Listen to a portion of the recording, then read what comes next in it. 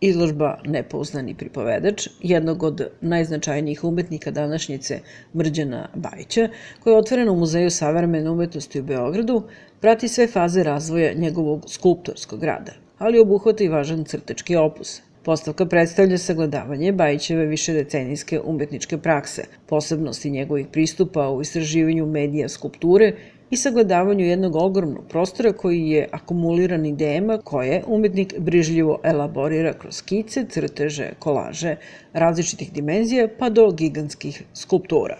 Ja sam se rasprostrao na svih 5 nivoa ovog muzeja i mislim da bi bilo nesuvislo da još nešto govorimo o svojoj umetnosti. Zato ću vam se samo zahvaljivati. Najpre želim da se zahvalim onom dobu i onim vremenima u kome je neko mislio da ovako fantastičan muzej treba sagraditi za vizualne umetnike. Onda moram da se zahvalim Ivanu Antiću koji je napravio ovakvu dijamantsku građevinu koja daje ovakvu fantastičnu platformu za pokazivanje umetnosti. Bajić je na otvaranju izložbe istakao da se ceo život trudio da svoj posao radi najbolje što može i da je tome učio i druge. Zato ova izložba možda treba da posluži i tome da vas pozove da gledate stvari svojim očima, da verujete onom što vidite. Tu su neke neobične stvari, ali ja sam unapred rekao da sam nepouzdani pripovedač, tako da ne morate da mi verujete, samo gledajte svojim očima i verujte u to što vidite ili umišljate da vidite.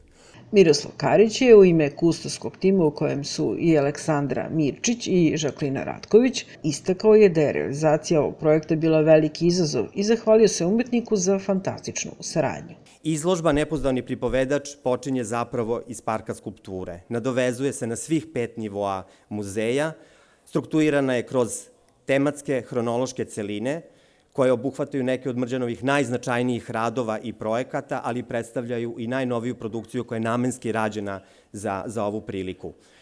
Prisutnima se na otvaranju obratio i britanski umetnik Richard Deacon, koji je istakao značaj Bajićevog modela, angažovanja, beskrajne mašte i promišljanja veze između prošlosti i budućnosti. Izložba će biti otvorena do 23. januara 2023. godine.